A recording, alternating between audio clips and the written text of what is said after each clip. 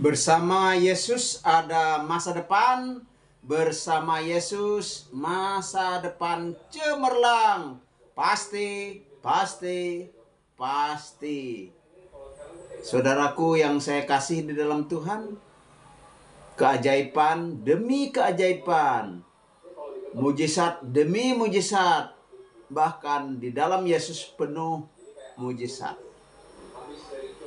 Di dalam Yesus terus-menerus terjadi dan terus-menerus berlangsung mujizat. Baik itu proses maupun mujizat langsung. Ingat ya, mujizat terbesar adalah keselamatan jiwa, pertobatan, perubahan tingkah laku. Saudara dan saya yang terima Tuhan Yesus sebagai Tuhan dan Juru Selamat, saudara mengalami mujizat terbesar. Mengapa? Karena saudara, saya yang percaya kepada Yesus pindah dari dalam maut ke dalam hidup. Pindah dari ancaman neraka ke surga. Pindah dari kebinasaan kepada keselamatan dan hidup yang kekal. Saudaraku yang dikasihi oleh Tuhan, kita bersama-sama membahas pada hari ini mujizat atau keajaiban saat Yesus mati. Kelahiran Yesus sendiri suatu mujizat, karena dikandung oleh Roh Kudus dan dilahirkan oleh seorang perawan. Dalam kehidupan dan pelayanannya, Yesus banyak mengadakan mujizat. Nah, apa saja mujizat pada saat kematian Yesus, saudaraku? Ada 7, ya, ada 7 yang saya catat. Yang pertama, ada seorang penjahat yang bertobat kepada Yesus Kristus. Jadi ada 2 penjahat di kiri dan kanan Yesus. Seorang di antaranya, seorang penjahat itu yang disalibkan karena ia memang merasa layak dihukum mati. Dan dia menyadari bahwa Yesus adalah orang yang baik, yang benar. Dia sendiri menyadari siapa dirinya di hadapan Tuhan. Dia mengakui Yesus itu tidak bersalah. Yesus tidak layak dihukum. Yesus tidak layak disalib. Tapi ia sadar dirinya bahwa dia seorang penjahat. Dan ia mohon ampun. Dia bertobat kepada Tuhan dan minta Tuhan selamatkan. Nah, itu terdapat di dalam Lukas pasal 23 ayat 40 sampai 42. Selanjutnya yang kedua, gelap gulita terjadi di tengah hari cerah. Ini bukan gerhana matahari. Ini suatu peristiwa di mana dosa seluruh dunia dari segala masa, yaitu sebelum dan sesudah Yesus, ditumpukkan kepada Yesus. Yesus memikulnya di atas kayu salib. Dalam 1 Petrus pasal 2 ayat 24. Ia sendiri telah memikul dosa kita di dalam tubuhnya di kayu salib. Ia sendiri telah memikul dosa kita di dalam tubuhnya di kayu salib supaya kita yang telah mati terhadap dosa hidup untuk kebenaran, dan oleh bilur-bilurnya kamu telah sembuh. Yang ketiga, mujizat yang ketiga, tabir bait Allah terbelah 2 dari atas sampai ke bawah. Di bait Allah itu adalah tabir yang memisahkan ruang kudus dan ruang maha kudus. Dan ada tabir itu. Dan tabir itu terbelah. Ini adalah satu keajaiban. Ini bukan perbuatan manusia, tapi ini perbuatan Allah. Markus pasal 15 ayat 38. Ketika itu tabir bait suci terbelah dari atas sampai ke bawah. Itu menunjukkan kepada kita bahwa tidak ada pemisahan ruang Maha Kudus dengan ruang kudus. saudaraku yang dikasihi oleh Tuhan. Yang keempat, gempa bumi terjadi. Matius pasal 27 ayat 51. Dan lihatlah, tabir bait suci terbelah dua dari atas sampai ke bawah. Dan terjadilah gempa bumi. Dan bukit-bukit batu terbelah. Jadi ada gempa, ya. Yang kelima, kubur terbuka. Orang bangkit dari kuburan. Matius pasal 27 ayat 52. Dan kuburan-kuburan terbuka dan banyak orang kudus yang telah meninggal bangkit. Saudaraku, sekarang yang keenam. Yang keenam, ya. Kepala pasukan yang sudah terbiasa dengan segala peristiwa. Dia tidak sembarangan untuk membuat pengakuan. Dan saat menyaksikan kematian Yesus, menjadi kagum dan mengakui. Katanya, sungguh ia ini adalah anak Allah. Matius pasal 27 ayat 54.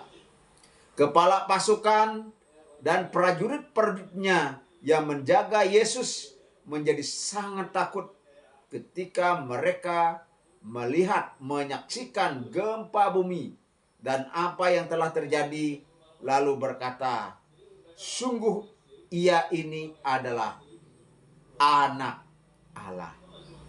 Yang ketujuh, saudaraku, setelah 3 jam bumi menjadi gelap. Nah, ada gelap. Kemudian saat Yesus menyerahkan nyawanya dan mati, hari pun menjadi cerah kembali. Nah, saudara, ini mungkin kegelapan di siang hari yang paling lama. Karena sampai 3 jam. Nah, coba kita tanya kepada Google, ya. Detiknews.com di Siberia. Warga distrik Yakutia, Siberia, Rusia dihebohkan dengan peristiwa langit yang mendadak gelap di siang bolong. Banyak yang mengaitkan peristiwa tersebut dengan hal mistis. Ada yang bilang ini konspirasi, ini datangnya UFO. Hingga ada yang berspekulasi ini peluncuran senjata baru dari Rusia. Perubahan langit di wilayah terdingin di Rusia itu terjadi pada tanggal 20 Juli.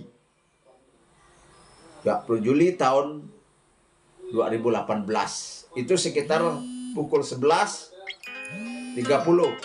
Sehingga menjadi sampai dengan pukul 14:20 waktu setempat. Semula langit berwarna kuning kegelapan hingga akhirnya gelap total sampai malam hari. Padahal bulan Juli di Siberia masih masuk dalam musim semi. Dilaporkan oleh media setempat, The Siberian Times, Rabu 25 Juli tahun 2018. Warga mengatakan tidak ada debu polusi saat kejadian. Awalnya mereka menduga itu adalah mendung dan hujan akan turun. Namun tidak terjadi hujan. Saudara, kita kembali kepada penyalipan, peristiwa salib. Salib adalah keadilan. Yang binasa tidak dapat berdalih, mengapa aku binasa? Salahnya ia tidak ikut ketentuan salib. Ia ikut nabi palsu. Ia ikut ajaran sesat. Ia menolak Yesus. Ia menolak Yesus yang mati di salib untuk mengampuni dosanya. Jika sampai saat ini Anda menolak Yesus, awas, tewaslah kamu. Aku sudah mewartakan panjang lebar tentang salib. Siapapun Anda yang menolak Yesus, binasalah Anda. Biarpun Anda orang baik, biarpun Anda orang Yahudi, umat pilihan Allah, jika menolak Yesus, Anda binasa. Ataupun mungkin orang Anda orang baik, bahkan orang saleh, jika menolak Yesus, Anda binasa. Oleh sebab itu, jangan menolak Yesus. Ayo percaya dan terima Yesus dalam hatimu sekarang juga. Kamu pasti diterima dan kamu pasti diselamatkan. Walaupun kini engkau seorang berdosa, atau kamu merasakan betapa kamu tidak layak, Yesus mengasihi kamu. Berdoalah begini, Tuhan, saya orang berdosa. Saya mendengar Yesus telah mati untuk menebus jiwa saya, untuk menghapus dosa saya. Saya percaya, saya terima penebusan di dalam Yesus. Tuhan, ampunilah dosa-dosa saya. Selamatkanlah saya. Dalam nama Yesus. Amin. Jika saudara berbuat seperti itu, Yesus membela saudara. Yesus menyelamatkan saudara. Iman Kristen tidak main kasar. Jangan pakai kekerasan. Membela imanmu, ajaranmu dengan perbuatan baik dan terus memberitakan Injil secara konsisten. God is almighty, for God is nothing impossible. You don't say, so big problem I have, but you can say, I have big God. Urai labora, berdoa dan berusaha. Bekerja, bekerja, bekerja. Menabur, menabur, menabur. Memberi, memberi, memberi. Saudara akan menuai. Jika tidak saat hidup Anda, anak cucu saudara akan menuai. In God we trust. Without God we are nothing. With God we can do anything. Be wise, be smart. Kembangkan. Kelola potensi Anda. Abaikan ejekan. Abaikan hinaan orang. Anggap itu sampah. Anggap itu pecut untuk maju lebih kencang di dalam iman. Itu adalah bagian daripada memikul salib. Ketika kita dihina, diolok-olok, dianiaya. Ya.